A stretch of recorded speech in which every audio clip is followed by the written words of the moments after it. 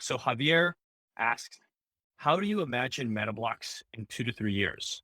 I think there's a few components. 1 and 2, 3 years, I do see that, in the optimistic founder standpoint, I do think it will continue to grow because as you can see in our early community, people are excited about the vision, about the purpose, the meaning behind it, not just how rich they'll become, which is what commonly you'll see in other projects. And I think that has staying power. So I think and if you saw the survey we did, you asked how did in our Discord, how did you find out about Metablogs? And I think 22% is because of my fans, my readers, whatnot. But 54% is through referrals. And so people do like to refer these things. And I think over time, people will see that this is more and more valuable. So I think it'll become more and more dominant now.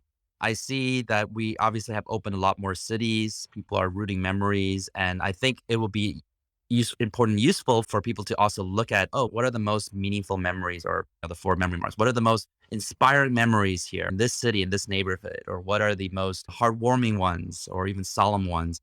And potentially like something bad happens and then suddenly people's like, oh, let's look at the memory on Metablox. It's like, oh, this happened. Like for instance, Notre Dame. Like I don't want to say people losing their lives. It's a little more too intense, but Notre Dame like fell apart and something bad happens. And then for the 9/11 building collapse. And so I think people say like, wow, look at all these memories that were rooted into this building, this block of these times. And I think that will add even more meaning to these things that are solemn, but people want to remember. So that's that. And I also see two things that connect to the meta. So one of the visions we have also is making Meta blocks a beacon, an anchor to the digital metaverse because, and hopefully that doesn't upset anyone, but I am personally not a fan of the Ready Player One where the real world is just crap. And Mm, that's why people are in the Oasis all day long.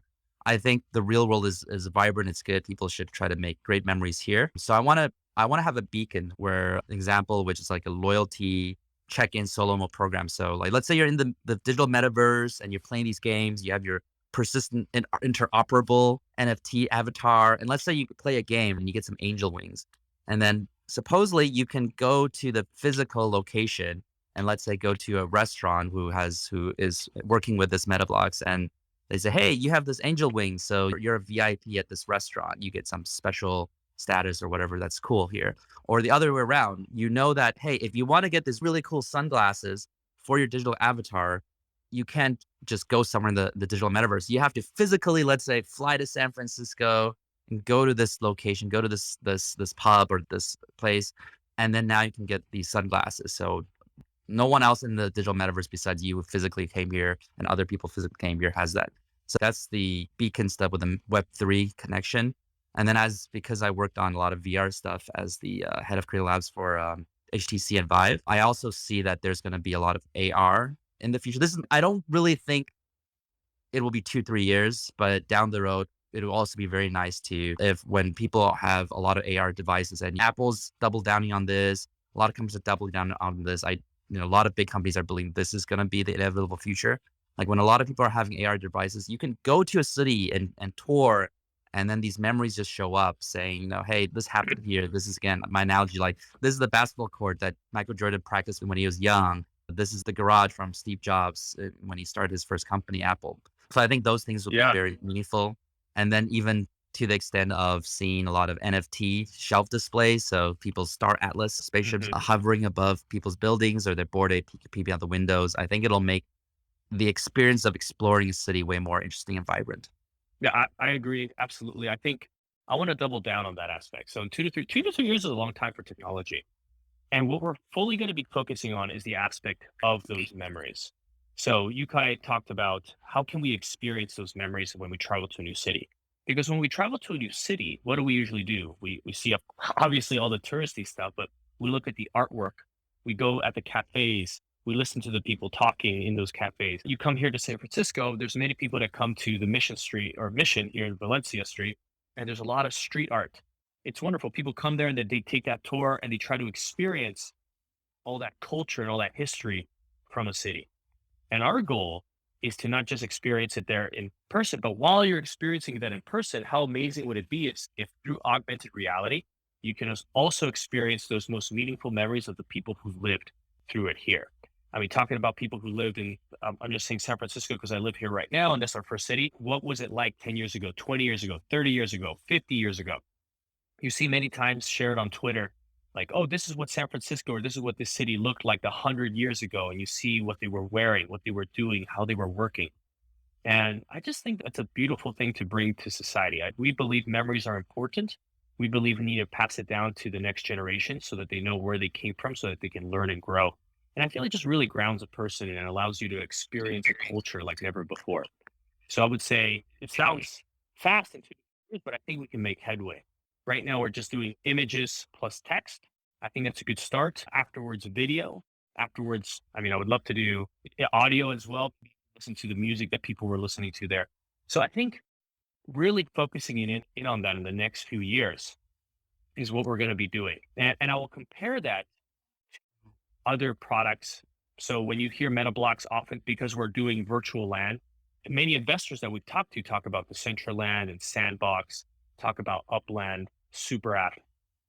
And just because we also are, you can buy the blocks as a virtual plot of land, it just doesn't feel that we're competing against them because what they're going to do is they're going to try to immerse you more and more into this virtual world so you can play the game, grind. I think it was Faye that was talking about this aspect of grinding, right? So in these games, you grind to level up. And in ours, like your grinding is really, hey, go out there in the real world and experience a great memory.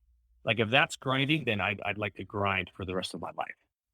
So that's really what we're trying to do. And then the second aspect of this, now that I talk about how augmented reality can affect it, really quickly I want to talk about. I was invited to a podcast with the Liquidity team, and we'll share it once it's published. And we're talking about the metaverse and how more and more people are going to be in this virtual world setting and have their avatar and possibly live the majority of their lives or a lot of their lives in there. Now, when I say majority, people may roll their eyes. They may think, oh, we're not going to spend all day with these headsets on our faces. But what surprised me is that I feel that I'm a person who's not on their phone all the time. To be honest, I'm pretty conscious about it, especially when my kids are around. I am not on my phone. But ever since iOS had this update of tracking your behavior on your phone, I get these updates that say, you spend 6 hours a day on your phone. Like 6 hours a day? How did this even happen?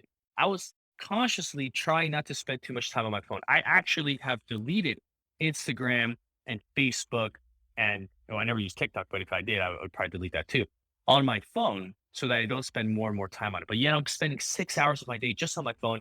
And then if I'm not on my phone, I'm on my laptop working, doing other things. So already, I believe the majority of my day is on a screen time. So where I'm going with this is eventually just how I'll give you an example. Axie Infinity may have game mechanics to compel you to come back daily to keep grinding. Possibly, you may want to comment on this. We may need to have game mechanics to get somebody to do stuff in the real life. So I was imagining a world where you can go see the Golden Gate Bridge or go bungee jumping. You can go bungee jumping in New Zealand, and then all of a sudden you get this NFT on Metablox that says you bungee jumped in New Zealand, and now in your avatar metaverse, you have this badge that signifies that I did go bungee jumping. And it's just like a badge of honor. It's like, oh, this person, oh, you actually went out there, you experienced it. That's awesome. So that's kind of what I was thinking about. Maybe not 2 to 3 years down the line, but of course, like 10 years down the road.